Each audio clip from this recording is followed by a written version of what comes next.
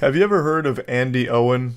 Well, you're about to. I'm gonna drag you kicking and screaming in front of an Andy Owen original here with this big meltdown that she had on video where she made an absolute fool of herself. Now, Andy Owen is the head of Miller Knoll, which is the company most famous for their Herman Miller chairs. They're high-end chairs, and with the way people talk about them, I have to imagine that shit is made out of like unicorn hide or something. Like, it is actually fucking sewn with angel's tears. It must be so fucking comfortable with the way people rant about how amazing they are. I've never seen them, I've never tried them, so I don't really have a horse in that race on whether or not Herman Miller chairs are worth their price or whatever. But all I can tell you is Andy Owen is not worth her salary because she just embarrassed that whole company. In a nutshell, she had a video come out that surfaced where she was telling the employees that they need to stop worrying about not receiving company bonuses. They need to just do the work and everything's going to be all right. They need to focus instead on hitting their company's $26 million sales goal, and that's all that matters. Fuck bonuses, who cares? Meanwhile, she's getting a nearly like $4 million bonus herself. So the employee bonuses are kaput, but hers is still just fine. And her video is just so bad. And it was so bad, in fact, that she has already released an apology. In an email sent to employees, she said, "I want to be transparent and empathetic, and as I continue to reflect on this instance, I feel terrible that my rallying cry seemed insensitive. What I'd hoped would energize the team to meet a challenge we've met many times before landed in a way that I did not intend, and for that I am sorry. Nothing will lessen the power and strength of our collective team. My appreciation for each of you is huge, and I will continue to do everything I can to help us meet our shared goals. Thank you for your hard work, your grace, and for the commitment you show to one another and our company every single day." This is a big nothing burger. This is actual garbage. Like, as far as apologies go, this is about as insincere as it gets. This is corporate PR speak. It's not like she was giving a rallying cry. She literally just started vomiting, just diarrheaing out cliches and just worthless platitudes to her employees before getting visibly angry that her employees were upset about not getting a bonus, and then even told them to leave Pity City. So it's all stupid here. This apology is trash. The most important thing we can do right now is focus on the things that we can control. None of us could have predicted COVID. None of us could have predicted supply chain. None of us could have predicted bank failures. But what we can do is stay in front of our customers, provide the best customer service. Maybe I should really understand the situation beforehand. So this right now sounds like National Lampoon's Christmas Vacation with axing the bonuses last minute. After telling employees to leave Pity City over lack of bonuses. Damn. Actually dropped an unironic welcome to the wambulance. How about a side of French fries? Jesus Christ. CEO of the high-end furniture company is sparking backlash over video in which she exhorts employees to leave Pity City. After some asked about staying motivated in the absence of a company bonus, Andy Owen, whose company Miller Knoll sells the iconic Herman Miller Aeron chair, along with other upscale furniture, responded in a 1 minute 21 second clip. Okay, this is all about the clip. What's like the actual situation though? So it looks like she got a multi-million-dollar bonus and canceled all of the employees' bonuses. Okay. Is there any reasoning at all beforehand? Any like prerequisite lore I need to be familiar with? Doesn't seem like it. Also, Herman Miller chairs I know are like the holy grail of comfort for people. Matt, for example, can't stop talking about Herman Miller chairs. But I've never seen nor tried one. Service we can. Get our orders out our door. Treat each other well. Be kind. Be respectful. Focus on the future because it will be bright. It's not good to be in a situation we're in today, but we're not going to be here forever. It is going to get better. So lead.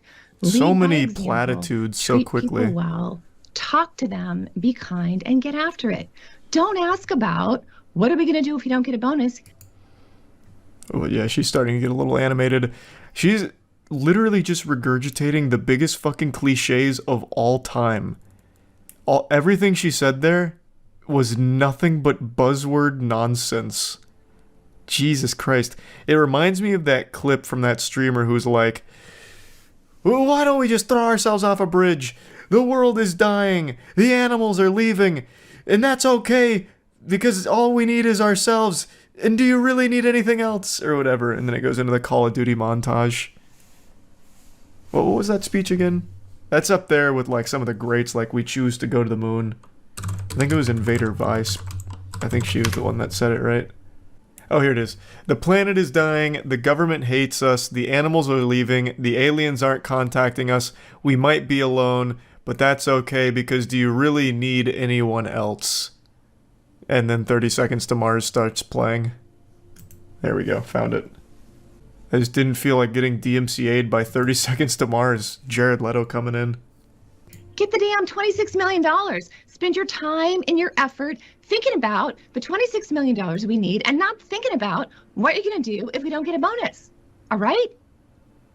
Can I get some commitment for that? I would appreciate that. Damn, she's popping off. I had an old boss who said to me one time, she's getting you upset. can visit Pity City, but you can't live there. So people, leave Pity City. Let's get it done. Okay. Thank you. Have a great day. Damn. Welcome to Shitty City, population Andy Owens. God, good lord. I mean, I think it's totally reasonable, like, hey, can we have our bonuses? And also, why do you get a huge bonus? It seems like she doesn't even have a reason for withholding bonuses or canceling them or whatever. She's like, yeah, there's no bonuses. She doesn't understand people can't even afford to live in Pity City. True, I guess. Not without these bonuses. I also love someone in her position pretending like she's out there making the chairs. Like, alright, it's time we bring ourselves up by our own bootstraps here and start really getting to work on those chairs, alright? We don't need to focus on these bonuses, we just gotta put our head down and do it. As if she's out there with like a fucking wrench and screwdriver. I'll play the Invader Vi clip, but I'm not playing the one with 30 Seconds to Mars. That is like a fast pass to DMCA. I'm not even fucking with it. But here, I'll give the OG original. Damn, I didn't realize this was like 4 minutes worth of monologue. Faking these things, and that I'm psychotic, that I'm 88 motherfucker, even more into the blanket part, and I think that we can do it together. Jesus Christ. I don't know that I can't do it by myself, because I come in here every single day, covered in glitter, covered in sequins, covered in booty shorts, covered in nylons, so that I do not violate the terms of service, so that each and every one of you can have both. Oh my god. Oh my god. So you can have a good time listening to me, playing with me, singing with me, smiling with me. You guys, a lot from just throwing ourselves off a bridge. Here we go, here it is. What the fuck is stopping us from just throwing ourselves off a bridge and giving up and saying, yeah, the planet is dying. Yes. The government hates us. Preach. The animals are leaving. The aliens aren't contacting us. We might be alone. It just might be you and me. But that's okay, because do you really need anyone else? And then 30 Seconds to Mars. Damn, that's a crazy speech though. Holy shit, she was in the zone. That was a flow state. I've never seen it in its entirety. I've only seen that ending. But why did she say all that? I don't know, man. I still don't know where the animals were going. There was just a whole lot to unpack with that speech. Whenever I see a massive company start to show signs of failure and going down the path of collapse, I'm often reminded of the late great Blockbuster, God rest its soul, the pioneer who really did it first, a company deemed too big to fail, snatching defeat from the jaws of victory. And since then, there's been a couple other companies that have gone down a similar path, and right now there is a new one pulling a Blockbuster, Niji Sanji. Whether or not you're a huge VTuber fan, you're at least familiar with the industry. VTubing is huge, and it has been for years now. It's worth hundreds of millions of dollars, if not billions. And in this space, there are two agencies that stand atop the others as kind of the titans of the space. It's HoloLive and Niji Sanji. Now, Niji Sanji has an English branch that right now is going through one of the most foul displays of mismanagement, cruelty, and just downright terrible business practice I've seen in quite some time. It's a real head scratcher because every single day they continue to dig themselves a deeper and deeper hole. It's like this company is run by a Voltorb that is obsessed with using the move self-destruct. It is just bent on burying itself. So I definitely wanted to talk about it now that I'm fully caught up on the situation. There is so much to go over. There's a really good video that breaks down like the main timeline here for what happened. It comes from Mujin. I'll go ahead and play the main catalyst for this, and then I'm going to actually turn to a series of Reddit comments that were left that I think go over the entire history of the Niji Sanji problems that have come to light, and then fast forward to what just happened last night, where an even bigger controversy just unfolded. So there really is a lot to cover, and all of it's looking terrible for Niji Sanji, the English branch, that is. Now, when I first was made aware of this on stream a little while ago, I said that I'm not even surprised by it because a lot of these VTuber agencies have a history of some very terrible things going on behind the scenes. Many of you know I started my own agency for YouTubers and streamers a while back called Human Media Group. We recently merged with Jimmy Here's group and became Mana Talent Group. And over the years, I've actually seen a couple of these VTuber contracts that they were formerly under.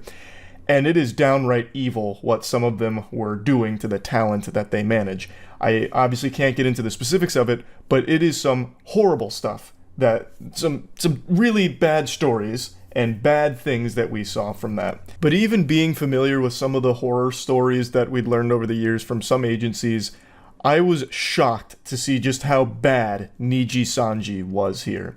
So I want to focus more on the most recent stuff that just happened, but I still would like to give you a foundation for what started all of it. So for that, I'll turn to this clip from Mujin's video that breaks down this whole situation and just give you the catalyst. This was the assassination of Archduke Franz Ferdinand, fundamentally, that kicked off this world war against Niji Sanji, all of which they brought upon themselves by being just complete, unreasonable, evil assholes. It all started on Christmas Day, a day you're meant to enjoy with family. It couldn't have gone worse. The trigger for this entire catastrophe? A music video. Selen had worked on a music video for her fans. She paid $15,000 out of her own pocket because Niji Sanji wouldn't fund it. And on top of not funding it, what do? They take down the video in under 24 hours. No explanation to the public. Remember what I said about corporations and how they have access to all social media of their VTubers? Yeah, that's what happened, and she couldn't do anything about it. All she could realistically do under the very tight contracts and NDAs of a corporation is make up a vague tweet, sort of explaining what's going on to her fans. Selen was a VTuber that was very popular and was with Niji Sanji's English branch. And she had a history of being super involved in her community. She called them Dragoons. And she wanted to do a special music video for the community and paid $15,000 out of her own pocket to make it happen for the fans. And she posted it, thinking that it was totally okay to do because she self-funded it when Niji Sanji declined to, but they made a big stink about it and took the video down, even though she had permission for the song that was used and even though it came from her own piggy bank instead of theirs. They didn't like that it didn't get the proper approval through the internal management. Because the way Niji Sanji runs their company, it's with a fucking iron fist. You need permission to fart on stream as a VTuber under that agency. And since she didn't get all of the proper channels to sign off on it, they took it down. Which of course was a huge hit to Selen and her community because they worked very hard on that project. So she made a vague statement explaining that, well, management took it down, but she actually encouraged her community to re-upload it across the platform because she wanted it to live on. And she assumed that would be okay because, it's not on her channel anymore, so they shouldn't have a problem with it. But they did. This soured relations between Selen and Niji Sanji, and behind the scenes it led to a lot of harassment and bullying from Niji Sanji against Selen. Because out of nowhere, on December 27th, she tweets on her account, "I apologize for the silence. I've been in the hospital after an accident and will be staying there for a few days to be under supervision. I just got back access to my phone yesterday." Now, of course, people were happy she was out of the hospital, but the concern was still there. It was very vague and people didn't know what was going on. The Selen Tatsuki termination notice. "I will not be silenced anymore. On December, I was hospitalized for an attempt that was caused by a buildup of bullying from within and being in a toxic and poor environment for numerous months that led to my breaking point. I requested to leave first, but on more neutral terms on the 26th of January. Obviously, I chopped this up and Frankenstein together this little segment to give you a very concise timeline. So, Selen made a post about how she's going to need to take some time away after an accident that landed her in the hospital. Everything was very vague. Eventually, she explains that she's been discharged from the hospital, and then shortly thereafter, Niji Sanji English branch announced the termination of Selen Tatsuki. The termination letter is very poorly explained as to why she's exactly being fired. Now, when it comes to VTubers, there's two ways that departing a company goes. One is a graduation stream, where they graduate from the company and it means that they are leaving on good terms. So they have like a big send-off farewell stream, and that's the end of it. Sail off into the sunset, sunshine and rainbows. It's a happy ending. You get the good ending. Or there's this, where you just get publicly terminated and just fucking slapped down by the company like this. And in this case, obviously, Selen got the latter, where they just said, she's gone. Now, if you're not familiar with VTubing, when you sign with an agency like Niji Sanji, they basically own you. They give you your VTuber avatar, they own all of your socials, your channels, everything. You are unable to operate with any type of autonomy. You are under their thumb, and they basically own all of it. So she lost access to everything here, and she actually didn't even know she was being terminated. She found out when this tweet dropped. They didn't even notify her. And the tweet, again, is very poorly explaining things. They talk about Selen like it's a fucking IKEA furniture tutorial on how to put it together. It's just like talking about a bunch of nonsense about authorization flows not making sense and whatever. And then they cite like the music video and how when she made the tweet that management took it down, it damaged their brand and caused problems for them, this and that. It was just fucking stupid, a bunch of dirty barnacles. And then Selen went to her original account, her original brand of Doki Bird, to explain what actually happened is that due to the harassment and bullying and the toxic environment Niji Sanji created, she made an attempt on her own life and landed in the hospital. Luckily, she survived and is still with us today, but she no longer would be silenced by this company and bullied into being silent, so she started to explain what happened behind the scenes that led to all of this stress and all of these problems. She lawyered up and is engaged in now a legal battle with Niji Sanji, presumably, that is being worked on. And that is where all of this really started. That's when the floodgates opened. And with all of this information out there now, people were able to go back to some previous Niji Sanji talent with a finer tooth comb and see that the signs of a sinking ship had been there for quite a while. Signs of a company that mistreats its employees, signs of a company that is mismanaged and just downright diabolical behind closed doors. And I want to go over that because we have a lore master in the comments section of a live stream fails clip that I think does an extraordinary job of just laying all of this information out. So our guide is Weebshitter69. A great name for a great philosopher. So Weebshitter starts by explaining what Niji Sanji is and how big Niji Sanji is.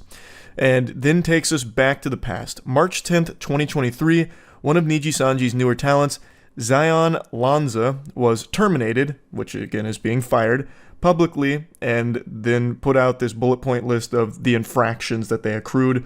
And at the time, people sided with Niji Sanji, but then stated that the way they handled it was a little unprofessional, especially coming from a multi-million-dollar company, and just overall not great. But since Zion no longer had access to their accounts, she returned to her original account that she had before joining, which was Sayu Synchronicity. Now, if you've followed this story for a while, you've probably seen this meme tossed around about Sayu was right, or Sayu tried to warn us, and this is what they're referring to. On that account, she revealed more information about her own experiences inside the company, hinting at a toxic environment, incompetent management and bullying, stealth suspensions, etc., and she further stated that she hopes other talent realize their own worth and that they deserve better. Some people sided with Sayu, but most didn't at the time. Then in May of 2023, Selen Tatsuki hosts a contest letting her fans design her next outfit. Niji Sanji management tried to put a stop to the very act of compensating the artists for their designs, while also trying to assert that artists who enter the contest should hand over the rights to the artwork for free. Selin refuses this notion and pays the winners out of her own pocket instead. She, a while after that, hinted that management no longer allowed her to organize events anymore, which sounds about par for the course for a company like Niji Sanji, where July 8th of 2023, Nina Kosaka graduated, meaning they left on good terms, had a farewell stream, but then comes back later with V Shoujo, which is another VTuber agency, as Matara Khan. That information will be pertinent later.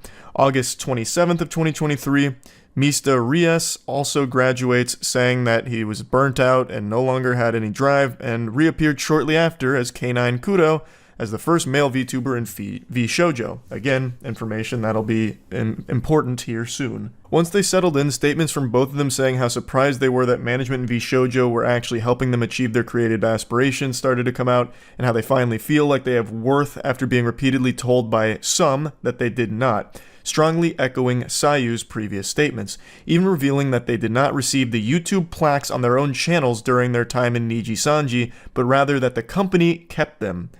So, Niji Sanji kept the plaques from the YouTube channels, meaning the 100,000 subscriber play button or the gold play button for 1 million.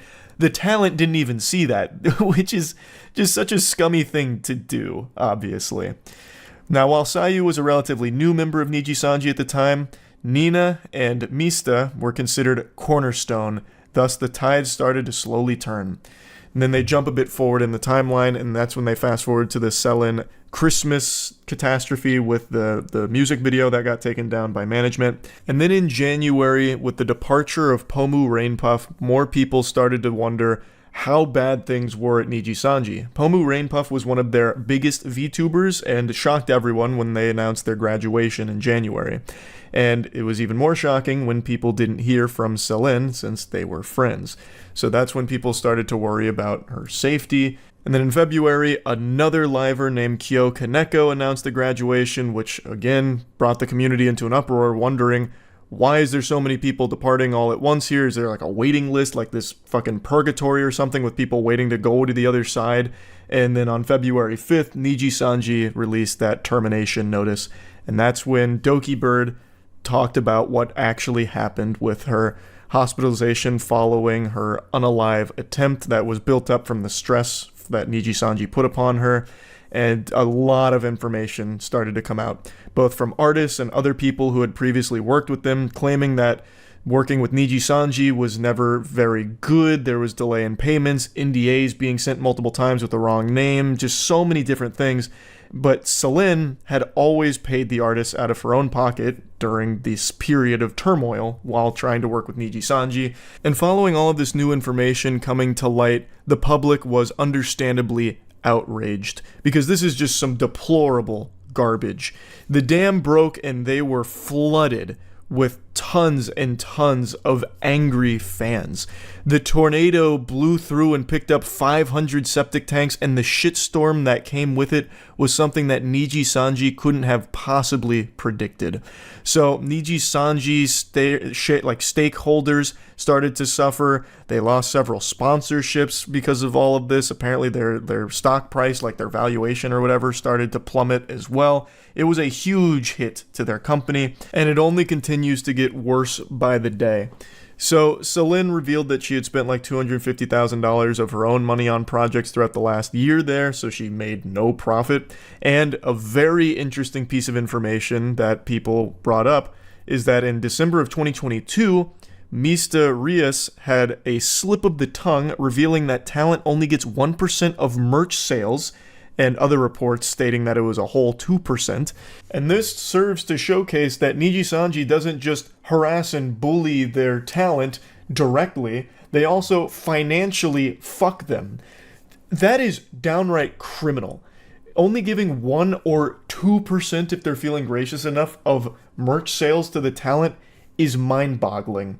And I saw a couple people defending this, and let me just go ahead and take you in real quick, because it looks like you blew in from Stupidville. That is unacceptable. Yes, the VTubers here don't actually own their avatar or anything. That does belong to Niji Sanji, and they signed the contract and agreed to that. But without them, that merch doesn't move. They are still the sole force for why that merch sells in the first place, thus should be compensated fairly. If they don't make that tweet about the merch being available. If they don't talk about it on stream, 0 people buy it. And to only give them a 1 or at most 2% cut of that is just laughably pathetic and it's just depraved, really. And this also led to a meme that you've probably seen if you've been keeping up with it, about how Niji Sanji's CEO was too busy on his yacht that he built on the back of his talent through exploiting them financially. It comes from this information, where apparently the CEO had flexed that he had a yacht that he had recently purchased or something. I didn't look into that too deeply, but I keep seeing that pop up everywhere with people citing different sources for it. I believe that that's probably something that happened because they are legitimately just exploiting their talent here. This is a completely unacceptable split. Under no circumstances should this be allowed. That is crazy. And what's even crazier is I know they're not the only ones that do that to their talent. In the VTuber space, I have seen some very unfair deals. Now, not this bad. I will say this is exceptionally horrible. But I wasn't surprised to learn that when I first saw that they take 98% of merch sales, because these VTuber agencies look for every possible way, at least the contracts I've seen from some of them, to squeeze every dime possible out of that talent while not letting them get the lion's share most of the time. I'm having to tiptoe around this a little bit because I don't want to get in any hot water with it. But yeah, it fucking sucks. That is awful. Now back to the Weeb Shitter archives here. Weeb Shitter then talks about what happened last night, which is what I want to talk about as well. So, the clip that he is referring to is Doki Bird was streaming. She has now come back to streaming, trying to, just have a good time with her community again, and things are going extremely well. She went from 10,000 subs to now over 500,000 subscribers. Her first stream back had over 100k concurrent. Absolutely fucking crushing it. And last night during her stream, which was her first gaming stream since being back, she had to end it early because fellow livers Alira Pandora, who'd been quiet since the announcement of Selin's termination, started a stream at the same time called A Message from Niji Sanji. And during the stream, she was joined by other Niji Sanji VTubers, Ike Eveland and Vox Akuma. Both of them were thought to be friends of Selin, or Doki Bird, and they read a totally not scripted message expressing how sad and betrayed they felt that Selin had given out personal information like real names and other required information about livers in her legal document that she sent over to Niji Sanji, and some of them stating that they had thoroughly read through it, as well as presenting Discord snippets between Selin and management, when it was presented by them thinking that it would absolve them. Now, I truly believe that Niji Sanji forced them to make this video. I think that they were 100% pressured into making this statement. I don't think the VTubers chose this, nor do I think they really believe what they were saying, because you'd have to be on some goddamn idiot juice to think that that was a good idea. Obviously, this is just inviting everyone in the community to throw tomatoes at you and scream, "Boo, boo, you stink." Like, it is a terrible statement from them, and the obvious big problem here, one that Doki Bird also had to call attention to, is that it seems Niji Sanji seemingly shared confidential information with these parties that are unrelated to the issues, which could potentially include her medical information. Which is fucking illegal. You can't do that. You can't just share this personal information. You can't break NDAs, and you certainly can't share sensitive medical information. There's protections in place for that. That's a highly illegal thing to do. Meanwhile, goofballs at fucking Niji Sanji here were real loosey-goosey with Doki Bird's information. Confidential information, it seems. So I'll go ahead and play the clip from Doki Bird when she learned about all of this. Despite everything that has happened, I was very sad to find out a personal document that was only shown between 3 different parties had to be leaked out, because it was a document I made for my lawyer, and it was a document that was not supposed to be shown anywhere else, but to me and my lawyer, and to the lawyers on the other side. And we were promised it was not to be shown anywhere else. Because that's how the process is supposed to work in a fucking legal battle, where you're not sharing confidential information with others unrelated to the fucking legal battle taking place. But I guess Niji Sanji, being the goobers they are, for some reason tried to weaponize that information by giving it to Selen's friends, and most likely, I'll say there's a high chance, forcing them to make that video a message from Niji Sanji, which is a terrible video that I don't think they wanted to make, because they have to have known it'd be a disaster for them on a personal level. Like, their careers are definitely taking a hit because of that. Like, and I feel like they'd know that for sure. But I feel like Niji Sanji was trying to strong-arm them into doing it, because from the sound of things, it looks like anyone that signs with Niji Sanji is basically just their fucking hostage for the entire time you're with the agency. Dokibird went on Twitter to once again say that it was never supposed to be shown to anyone other than me, the lawyer, and any other relevant lawyers. It was a private document with personal information, and then expressed concern, wondering if her medical and hospital records were also released without her consent, since that was also promised to be kept private. She says she's currently talking to her lawyer, and thankfully only her diagnosis and reason for hospital stay was reported without further private info being disclosed. So that's currently where everything's at right now, and Niji Sanji is bleeding out. So much so that the CEO made his own little YouTuber apology video, which is trash. I was going to play you clips from his apology video, but with Niji Sanji, you never really know what stupid shit they're gonna do, so I didn't want to risk getting a strike on it for covering it. So instead, I'll just go ahead and refer to the article here. One of the main things that he apologizes for off rip is that after announcing the termination of Selen, there was a notice that was published saying that the impact this would have on the company's performance would be negligible. And he says that this was a misunderstanding, and they used inconsiderate word choice for it, and recognizes that Selen was integral to the growth of Niji Sanji English branch. And really, the whole thing more just seems like a statement to investors, like on a business side of things, as opposed to like a legitimate apology for anything that happened.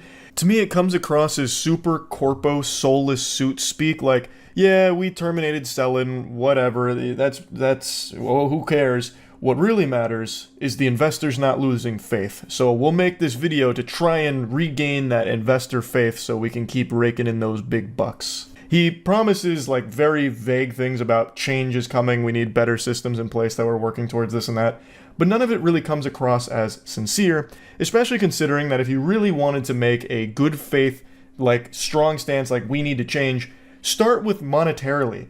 It's now come out that your talent gets fucked financially when it comes to their split on like merch sales and things like that. If you really want to make a good faith, like convincing, compelling argument that you're going to change, start there. I would like to see that, because you can easily showcase that one. It's going to be hard to convey to the public that you're changing things behind the scenes, because again, that's behind the scenes. It's always going to be something that the public's never going to be fully privy to. But your merch split with your talent, that is public. If you allow your VTubers to talk about it, they can say, hey, look, we just got raised up a ton of percentage when it comes to our merch split, and we really appreciate that. It's a sign of goodwill, you know, and maybe things will get better in the future elsewhere too. But personally, I don't see them making any meaningful changes to company culture or the way things happen behind the doors or anything monetarily. I just don't see them really doing a whole lot to improve. And I think the community feels largely the same way, which is why Niji Sanji continues to fester here. Now, while they haven't fully gone under or anything of that nature, they are definitely trending in a downward death spiral at the moment, where it seems more graduations are on the way, most likely, or perhaps even terminations to more talent, and the public is not super excited about the future of Niji Sanji English branch. Now, the English branch of Niji Sanji is just one component of it. Its biggest is still the Japanese sector. But I have to imagine if the English branch flounders and fails, it's going to be bad for Niji Sanji as a whole, because it still was a sizable chunk of their company. and that's going to affect that side of things too. So it's definitely something that they wouldn't like to see go away, I would imagine. But it's looking like it's going towards that direction. So anyway, I just wanted to cover this a bit because it is a huge deal, and one of those situations where a company that was really at a point where it was probably too big to fail is starting to fail. Truly by their own mismanagement, own problems, and own toxicity. And I'm wishing the absolute best for Doki Bird going forward. Hopefully the legal process she's engaged in is smooth and an easy W, and hopefully her streams continue to pop off. So best of luck to her, and yeah, that's really about it. So yeah. How far would you go to be the best, the number one in your industry? You've got to be willing to put everything on the line, and today's story is about a man who did just that. A man with dreams to be the number one bouncy castle business. He wanted to be the jumping castle god. But unfortunately, he flew a little too close to the sun and his wings burned up.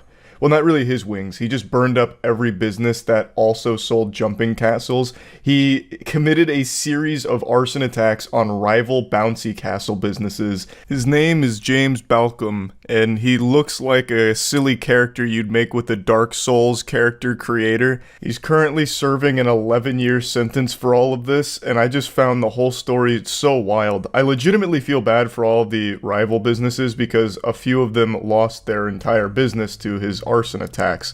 So there were very real victims and very real trauma from it, from having their literal place of work be lit on fire and fucking incinerated by this madman, this lunatic.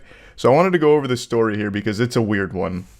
Did you see the video on Melbourne's bouncy castle king that was jailed over a string of fire attacks on his rival bouncy castle businesses? Oh my god, what?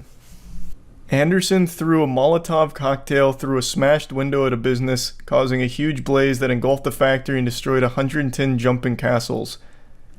And it looks like he's going to jail. And it looks like he's done quite a few of these. This is very interesting. This happened last month. You've been holding out on me? Why didn't you tell me about this?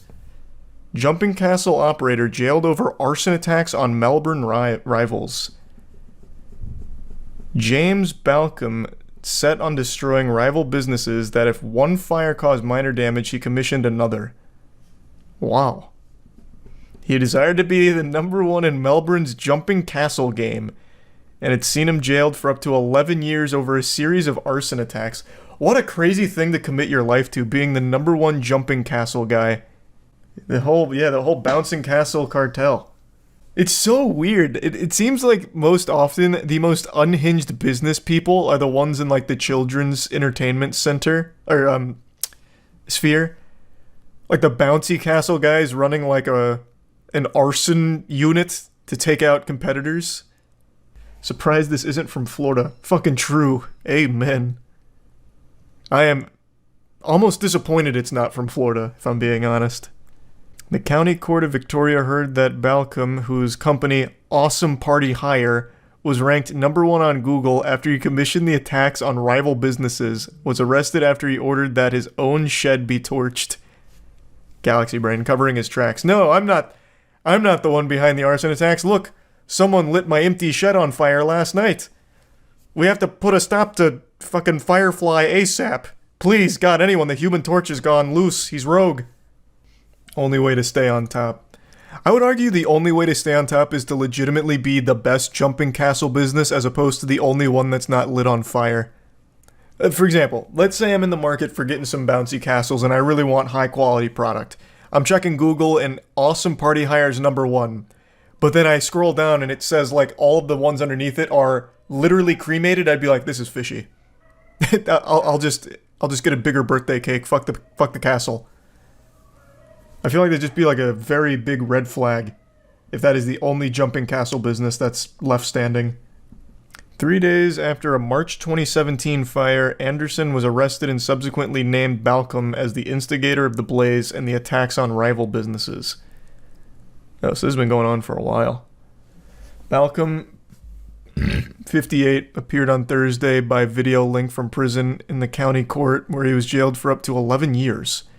Balcom has already served 2 years and 5 months and will be eligible for parole after 7 years and 10 months. Damn. They got him. I really am imagining like a Godfather situation. Like, it really seems so fucking intense in the Bouncy Castle game. You come to me on the eve of my daughter's birthday party and light my Bouncy Castle business on fire. You got some nerve. It's a dirty game in a cruel world. Yeah. It's not easy to put a smile on the face of children. It comes at a cost. And that cost is fire and flames. They're bouncing on the backs of the corpses of other Bouncy Castle businesses that came before them. And they don't even know it. It impacted the lives, livelihood of others and caused significant loss, suffering, and emotional trauma. Yeah, I mean, yeah, Arsenal do that to you. One business was targeted 3 times. At that point, just hire full-time firefighters on standby. That is so interesting. What does he look like? I want to look him up.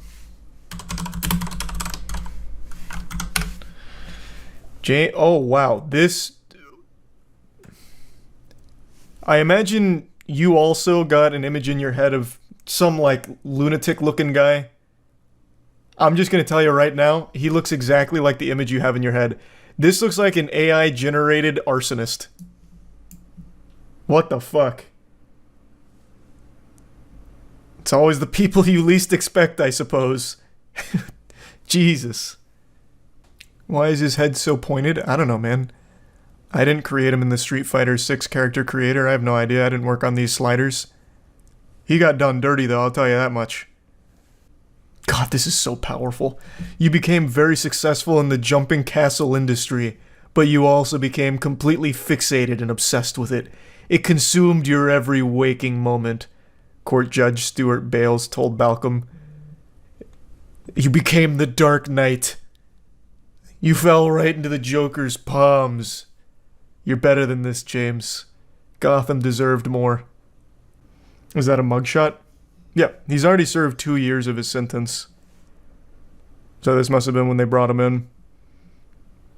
They probably had to drag him kicking and screaming out of his bouncy castle. 110 jumping castles ignited and lost in an instant. Jesus, they lost their entire business from that. PU, Borderlands movie is a big stinker. Everyone knows it. If you've seen the movie, I'm sorry. If you haven't seen the movie, I'm jealous. It's truly atrocious no matter how you spin it. Every possible thing you could ever hope to enjoy about a film is absent in the Borderlands movie. I think it's unanimously hated across the board. If you find me one human being that says it's a good movie, I'll find you a liar. But I'm not here to just shit on the movie again. I did plenty of that yesterday. I cleaned out my whole colon on Borderlands yesterday. Today, I want to talk about the Take-Two CEO's response to the criticism, because it's not getting stellar reviews. There's not exactly glowing reviews. There's not a whole lot of enthusiasm behind what people are witnessing. I'm using the word witness instead of watched because when you witness something, it's usually something traumatic, like some kind of tragedy, and that is very much what this movie is. So no one's happy about it from what I can tell, for good reason. It's just bad. And now good old goober Strauss Zelnick has spoken out about this, urging people to give the film a chance. Yeah, it may have debuted at a 0%, then finally up to a 3%, and then eventually even a 6%. Really fucking shooting to the stars there. But hey, don't let that cloud your judgment of it. You know, as Darman taught us, you can't judge a book by its cover. Go give the film a chance. Go waste your money on this movie, says Strauss Zelnick. Now, Strauss Zelnick is the Take-Two CEO, and he's no stranger to putting on the squeaky nose. But god damn it, this clown always finds a way to surprise me with just how delusional he is. When asked if the film's success or failure will make any meaningful impact on Take-Two, Zelnick said no. Financially, the film won't make a dent. And then he dropped to his knees in his private jet saying, "Give the film a chance." Let's give the film a chance. A lot of people worked really hard on it. The underlying intellectual property is phenomenal. The cast is amazing. I think the look and feel is really terrific. So let's see what audiences have to say. But to answer your question, no, the performance of the film wouldn't have a financial impact on us or on the franchise one way or another. I am certain Strauss Zelnick has never touched Borderlands in his life. If he ever even held a game controller, I bet that shit would burn his flesh like a vampire in the sunlight. The guy is just a corporate drone. He is this husk that has human flesh grafted onto it. He's just this being of greed. He doesn't know Borderlands. I doubt he's ever touched the game, and I'm pretty confident he hasn't watched the movie either. In fact, I'm more confident that he hasn't seen the film than I am confident that the sun will rise tomorrow. I also love how he mentions the cast being terrific. How out of touch can you fucking be? That's one of the biggest complaints about the film from everyone with eyes. The casting in this movie makes no sense at all. It's clear the bulk of the budget went with just getting A-list celebrities on board. And they probably had to pay out the wazoo for it because none of them really seem like they want to be there at all. So they probably had to fucking fork over fat doubloons like Scrooge McDuck here to get them to put their name on this pile of dog shit. It is an embarrassing movie, and the actors seem embarrassed to be in it. So they spent all of their money getting Kevin Hart, Jamie Lee Curtis, Cate Blanchett, Jack Black being the only one that tries at all in this film. Everyone else just like fucking sleepwalks through it. That is not something to highlight. It's very clear that the entire strategy for this film wasn't to make a good movie. It was to just try and sell tickets by having big names attached to it. It's the worst tactic ever. It's a certified how many times do we have to teach you this lesson, old man moment.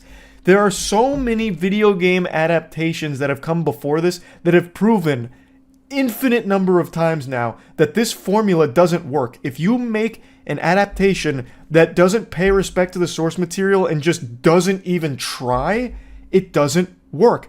It flops financially. The reception to it is bad. Like, look at the Halo show which recently just got canceled, or the plethora of old video game movies we can all point to over the last couple decades. I don't know what puppeteer is behind the scenes, the goddamn Illuminati over there, that keeps, infecting the brains of these Hollywood suits that are convincing them that the way to make adaptation successful is just by getting big name actors on board.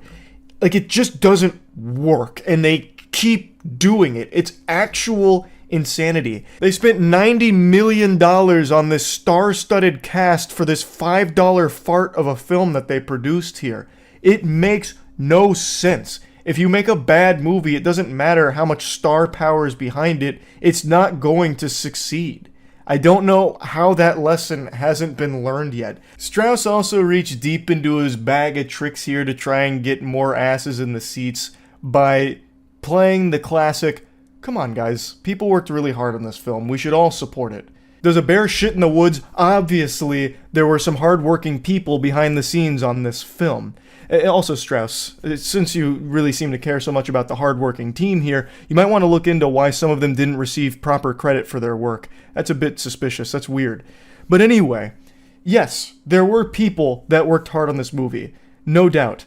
But that doesn't mean that all of a sudden it's immune from criticism. It is not a good movie. And I would wager a guess that a lot of the people that worked hardest on this film were not the ones that were behind the scenes lobbying and pumping their fists saying, we need Kevin Hart in this movie, we need Cate Blanchett in this movie, pay fucking hand over fist amount of money to get Jamie Lee Curtis in our Borderlands movie. I imagine there was quite a few people that were actually passionate about Borderlands that were probably fucking crushed with what they had to do on this film, because it's not like they were at the top of the food chain putting together these awful decisions.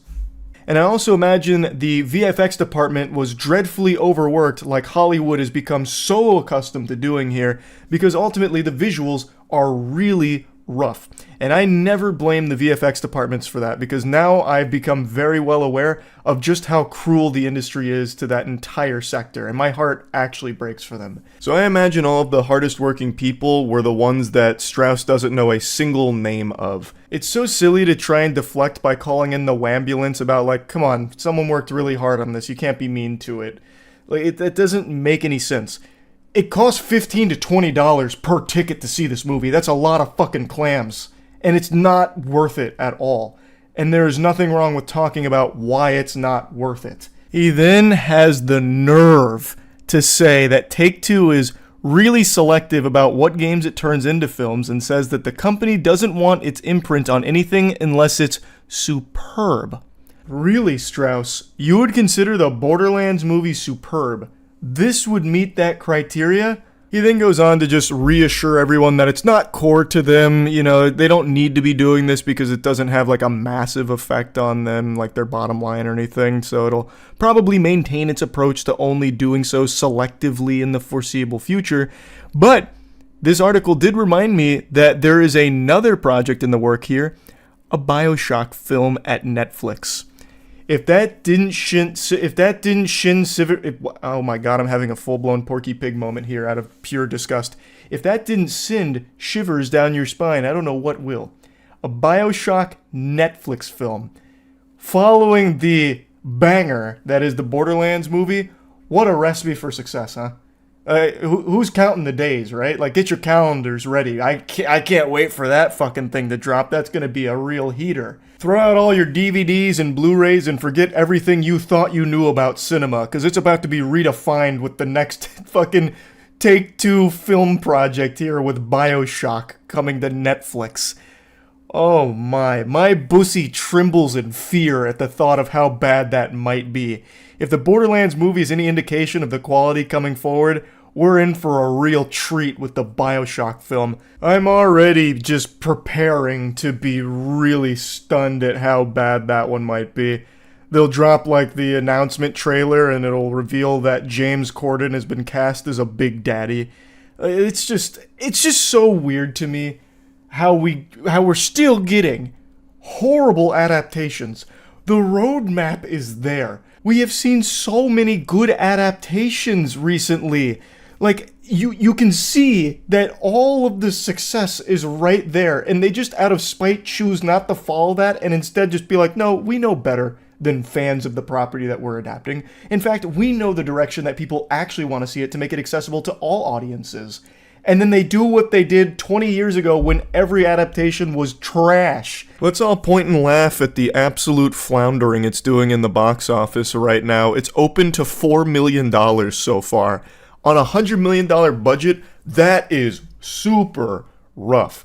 Unsurprisingly, people aren't just blindly going to see it because of the A-list actors in it. They're not just zombies flooding in the door to watch this pile of shit just because those names are attached to it. It seems like you actually have to make a pretty decent movie too to get people to get in the seats. What an absolute clunker. 4 million is significantly lower than I would have ever imagined for this film, and I'm actually super proud that people aren't just going to see it just because of the title of it or the actors in it.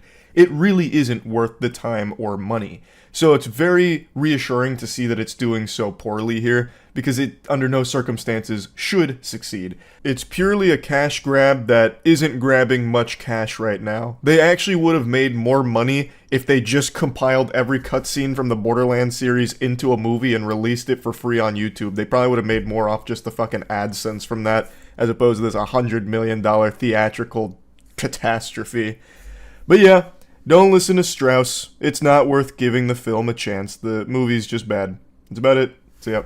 You're not going to believe this, but the CEO of McDonald's just made a fool of himself. More of a clown than Ronald McDonald. He wanted to do this, I guess, short video to hype up the new Big Arch burger hitting their menu. So he wanted to show how much he enjoys the cuisine from McDonald's, and so they filmed a video of him eating his lunch, which consisted of the Big Arch burger. And this dude was acting like he was about to eat the Krabby Patty that killed the health inspector. He was like afraid of it. There was like actual fear and panic in his eyes as he was about to eat the burger, and he could only muster one baby bite out of it. And this is supposed to promote the burger, by the way. This coming from the CEO of the company, who seems like he is repulsed by it. Like it was a revolting experience for him. I don't understand, A, why they filmed it, B, how they watched what they filmed and then said, yep, that's good. Ship it. We're going to send that. Blows my mind. You know what's going to blow your mind, though? Is the newest Cheeky scent. It's licensed to clean, baby. It's available now at usecheeky.com. That one cooked extra hard on, I'll tell you what. That one's pretty special. Oh yeah, I saw the McDonald's CEO really enjoying the fine cuisine at McDonald's. He made this really cool video showing how much he enjoys the Big Arch, the new McDonald's burger, and you can tell he loved it. Chris K here with, you've heard about it, here it is, the Big Arch. Yes, this sir. is something that we have tested already. Look how you could already just tell from the packaging. That's like a fucking tungsten block of meat right there. So much high quality meat from McDonald's. In Portugal, and Chris Germany, is salivating. Canada. He can't I wait. love this product. It is so good. I'm going to do a tasting right now, but I'm going to eat this for my lunch, just so you know. So here we go. First, holy cow. Oh my God. Burger. Oh, You've got a very... You've been working out, Chris? How are you even holding that much? Good Lord, look at all that. Look at all that patty in there. Wow. Big arches, right? That's fucking turbo-sized, Chris. Ooh, golly. Unique kind of sesame, poppy sort of bun on it. We've got 2 quarter-pound patties, a delicious Big Arch sauce, and of course some lettuce. So, there's so much going on with this. First of all, let's try to get this thing. Try and wrangle it, Chris. It's out of control. So much to it. It's a bucking Bronco. There's also some crispy onions on here as well. I see those kind of coming out. All right, the moment of truth. Oh, look at the way he sinks his teeth in there. That's a big boy bite. That is so good. Almost got the whole thing in one bite for a Big Arch. I love that. That's a big bite for a Big Arch, and it's literally like Squidward's bite out of SpongeBob. Oh, wow, that's good stuff. Yeah, it's like some kind of poppy sesame bun going on here. Oh, yeah, my lunch, yeah. Look at his face, man. The CEO, too, by the way. I don't know why he thought this was a good idea. He clearly doesn't want to eat it. It's clearly not his lunch. It's a terrible marketing pitch. It looks like he's held hostage. And he doesn't take another bite, by the way. That's a big bite for a Big Arch. It's distinctively McDonald's. Only McDonald's could do this type of burger, but it also McDonald's is unlike invented anything meat else on our and menu. bun. It's a delicious No one product. else does You know, that. you've got sort of the cheeses and the gooiness, but those crispy onions as well gives a nice texture. And of course, we've got the pickles. So I'm going to enjoy the rest of my lunch, but Big Arch, try it when you can get it. You know that went straight in the trash can. Look at that face. That face says, I'm going to go force myself to throw up in the toilet like it's a bulimic episode right now. He hated that. I really don't know what the thought process was here. I really don't. Should have gotten the guy who's eaten 50,000 Big Macs to be in the video. They absolutely should have. That's Dave Gorski. Dave Gorski has eaten 50,000 Big Macs. He's had like 1 or 2 Big Macs a day since like 1956 or something. I don't know why they wouldn't just bring someone that actually likes the product to review it. This guy doesn't even know what he's holding. Yeah, it's some kind of like sesame poppy thing going on, and of course pickles, right? Distinctly McDonald's. Being forced to eat the peasant gruel. True. But he loved it. That was his lunch. Can't wait to pick this shit up when it's available, the Big Arch Burger. Because they would have to pay them. Not really, brother. David Gorski would have done this in a heartbeat. He's gonna go get fucking 3 of these on launch, I bet. He's kept every receipt he's ever gotten from McDonald's since the 50s. You think he wouldn't do this for free? His whole health is reliant upon this franchise. 50s is crazy work. He's actually like a really cool guy, too. Don! Jesus Christ, Don Gorski, not Dave Gorski. My bad, Don. Dude must have bowels of steel. I mean, he's fine. I imagine he is completely fine. Every time they do a checkup, they're like, yeah, I'm still alive and actually like super healthy. I live off Big Macs and pretty much nothing else. Because again, calories in versus calories out. I guess it doesn't... He's like a very living proof that it doesn't matter where the calories come from. And he lives a pretty active life from what I recall.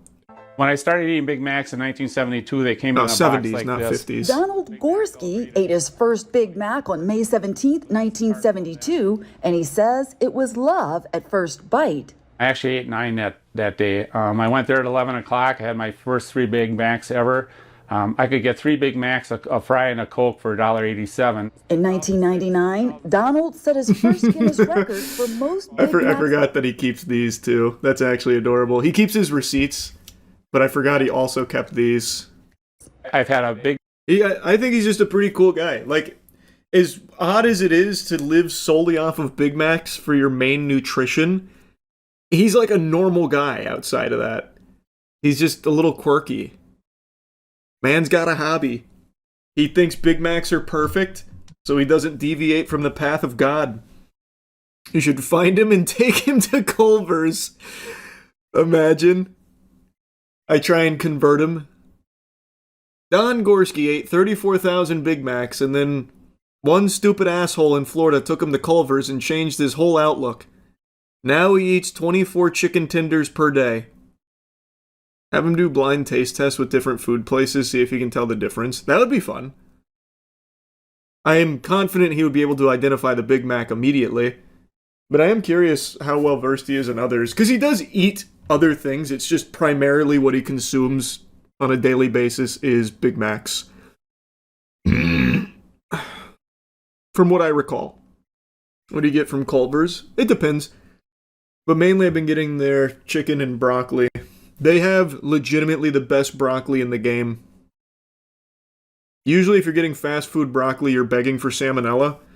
Or like a listeria outbreak waiting to happen. But Culver's, their steamed broccoli is divine. And their chicken tenders are great. Also, it's not salmonella from broccoli. It would have been like E. coli, is what I meant to say. There's no Culver's near me. That's tough, man. I'm sorry to hear that. I think it's the best fast food out there, but soon it will be ruined. It can't stay that good forever. Private equity will step in at some point like they do everywhere else and tank it and shitify it. So I'm just enjoying it now while I can. Will you try the Big Arch Burger at McDonald's? I guess. Maybe. What Matt and I said we'll do is try the Big Arch Burger and the new Burger King Whopper, since they're changing the Whopper. It'll be a nice afternoon of mid for lunch. Well, shit for Burger King, but Big Arch will probably even it out with mid. Yesterday, the CEO of YouTube stepped down. Susan announced that she would be walking away from the company and would be taking on a smaller role at Google, and she'd no longer be the public face of YouTube, a face that has historically been treated like a toilet seat by the community. Susan has shouldered the blame for the majority of the things wrong with the platform, and rightfully so, I would argue. She's basically just been the community's spittoon. For any time there's something wrong, people just start spitting on her and accusing her of being the mastermind, the puppet master behind all of the bad decisions. Whether or not that's true, I have no idea, but she was the CEO, and there were a lot of things that needed fixing, never got fixed, and YouTube has been in a tumultuous state over the 9 years of her at the helm. However, this led a lot of people to believe that with Susan stepping down, things would magically improve. A lot of people were pessimistic, but then over the course of the night, I noticed a lot more people being like, this is great, the platform's gonna be saved, holy shit, now we can have fucking Captain Underpants come in here and bring about the golden age, or, you know, this and that. Because Susan's no longer there, I mean, she's going to have to be replaced by somebody great, was the perception a lot of people started to adopt. However, in the wise words of Jedi Master Qui-Gon Jinn, there's always a shittier fish. It was announced who the new CEO would be, and over the course of the night, people started to look into them. The new CEO is Neil Mohan, and Neil Mohan was previously the CPO of YouTube, the Chief Product Officer, and people found out that Neil Mohan was actually the one responsible for that huge push YouTube tried to make into the Web3 crypto NFT space. In 2022, this goofball proudly posted YouTube's most embarrassing update. It was a look at what's coming for the year, but what was really standing out to most people at the time was this ham-fisting of Web3, blockchain, and NFT shit. So Web3 opens up new opportunities for creators. We believe new technologies like blockchain and NFTs can allow creators to build deeper relationships with their fans. Spoken like a true asshole who owns 2 Bored Apes and thinks he's going to own the planet. Together, they'll be able to collaborate on new projects and make money in ways not previously possible. For example, giving a verifiable way for fans to own unique videos, photos, art, and even experiences from their favorite creators could be a compelling prospect for creators and their audiences. So basically, just trying his best to justify an inclusion of Web3 crypto NFT shit. I'm going to tell you right now, NFT is one of the yuckiest words in the human language right now. It is an acronym that elicits more pain than CBT, cock and ball torture. It's painful, and it's synonymous with scams. And this was during a time where NFT crypto scams were still rampant. It's not like this was before the huge wave of bad actors came in and ruined NFTs. No, NFTs have been a scam for quite some time, even during this time that Neil tried to push it to YouTube. So there was huge pushback. And I guess somewhere along the pipeline, some team decided to slap this idea down, because we got lucky enough to not have it come to YouTube. But now that NFT Neil's at the helm here, the one at the top of the food chain calling the shots, who's to say he won't dust off this little poop nugget here that's an absolutely atrocious idea? And maybe this time around there's not that rogue vigilante Batman to say, not on my watch, and decline the idea. He is like the leader now of YouTube. And it's a little concerning how hog wild he wanted to go with Web3 coming to the platform. So that is very, not great. And a lot of people are much more pessimistic now after learning about this. But it also gets even worse. As Chief Product Officer of YouTube, that means Neil would have also had a hand in removing dislikes. Now, I'm not putting this entirely on his shoulders. This was a decision made by a lot of people at the highest level of YouTube. But Neil, as the CPO, would have 100% had a say in it, and it's very possible that he was for the removing of dislikes, which is another huge problem. That is still one of the worst features, or really removal of a feature, YouTube has ever had, and they still haven't backpedaled on it. And with Neil at the helm, I'm very less optimistic about it coming back, since he was already in a position that likely played a huge role in bringing it to the platform in the first place.